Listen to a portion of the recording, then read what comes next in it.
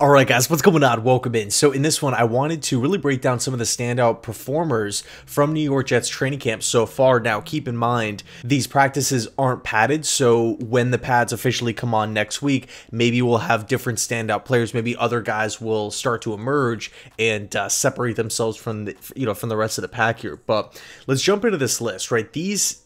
This handful of players, in my opinion, they keep popping up day after day after day, referenced by numerous reporters, referenced by the coaching staff. It really, it's super encouraging, man. I could not be more excited for the start of the season. But let's dive into the list here. First player that we got to talk about, right? Allen Lazard, wide receiver. This is somebody right now who throughout these practices in training camp has snagged multiple touchdowns. He's fully taking advantage of the reps that are being given to him. Now, once Mike Williams comes back, I wonder what the rep differential is going to look like, what that split or ratio is going to look like. But, in regards to Lazard, so far, I mean, again, we have multiple reporters on multiple days raving about Allen Lazard, him getting in the end zone, him making plays with Aaron Rodgers, right? I mean, we can all look back on the Green Bay film and like what we see, the explosive plays, the 50-50 balls, the blocking in the running game, but we just simply haven't really seen a lot of that stuff with the Jets, right? Last season, it was like a lot of drops, a lot of missed time. It was just weird. And, with all the negativity that went into 2023, I'm really not trying to put my mind back there, but focusing on what's happening now and what's, coming.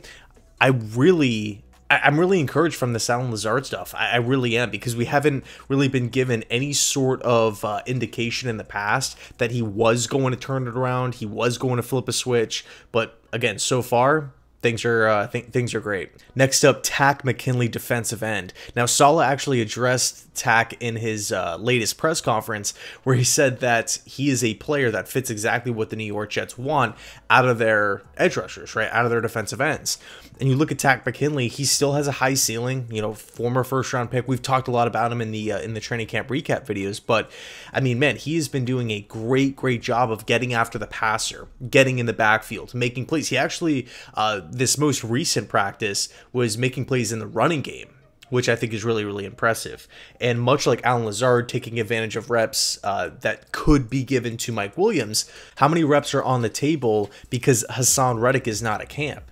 They're being given to everybody else, and Tac McKinley's one of those guys making the most out of it. I think his sack total is 6, so he has 6 sacks in either 3 or 4 practices.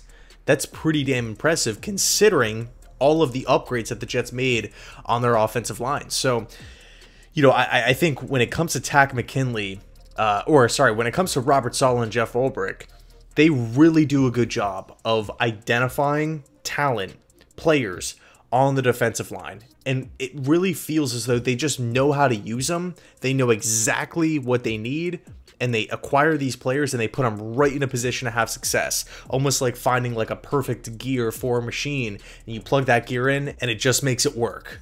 So could Tac McKinley ultimately become one of those players?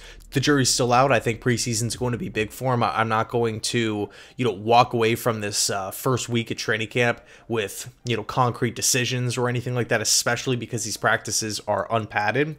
But in any case, we have to give credit where it's due, and Takk McKinley has been dominant so far. Next up, big name here, Garrett Wilson, right? Supposedly him and Aaron Rodgers are firing on all cylinders. Obviously, Garrett is coming off of 2 really good, really productive seasons, all things considered, with the poor O-line, the poor play calls, the poor quarterback play. But you would like to imagine, with Aaron Rodgers throwing him the football, with better protection up front for the quarterback, delivering Garrett the football, and also throw in some other playmakers as well to kind of help alleviate some of the pressure off of Garrett, those 1,000-yard seasons that we're seeing from him could easily jump up to, I want to say, it would not shock me if Garrett Wilson has 1,350 receiving yards to end the season. Is 14 really out of the realm of possibilities? Would that be crazy to suggest? I don't know.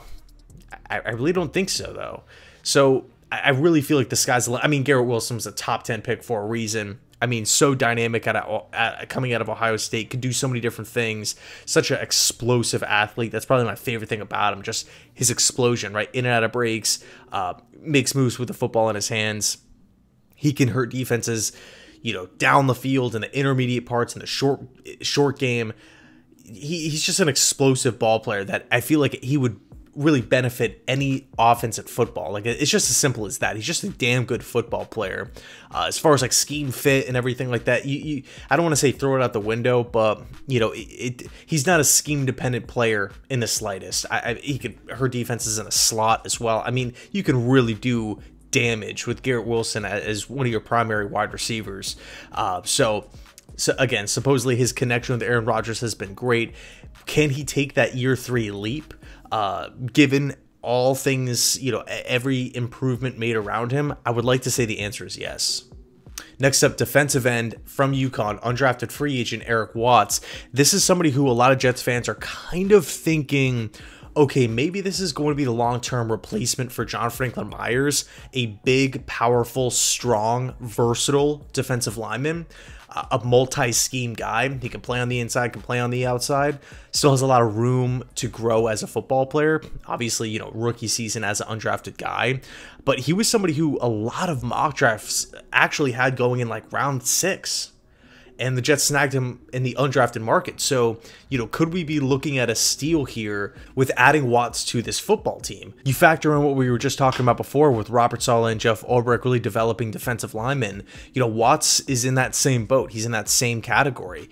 And, you know, so far through training camp, he's, again, every single practice, every single day here, we got reporters talking about him, reporters tweeting about him. He's making plays. He's getting in the backfield. He made this play. He made that play.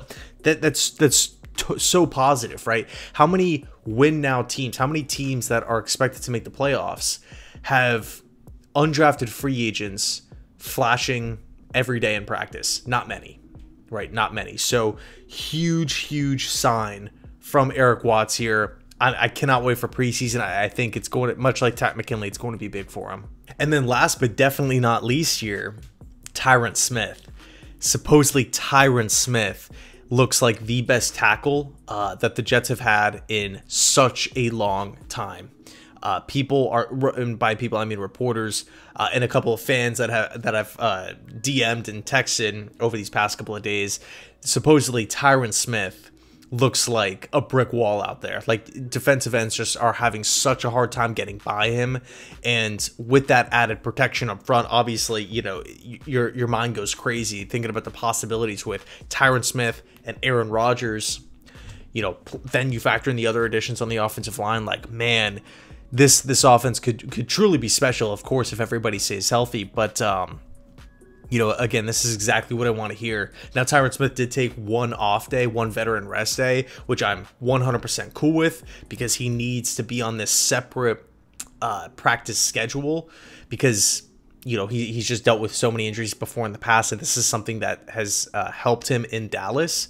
This is nothing new, and this is something that Tyron Smith wants to do, right? He knows this through and through. He knows his body more than anybody. So if he needs a rest day, he's going to take that rest day, and I have no issues, no problems with it whatsoever. So anyway, let me know your thoughts down below in the comments section. Those are the standout players so far: Takk McKinley, Allen Lazard, Eric Watts, Tyron Smith, and Garrett Wilson. So anyway, let me know your thoughts down below. Thanks so much for watching. I appreciate it. And as always, go Jets.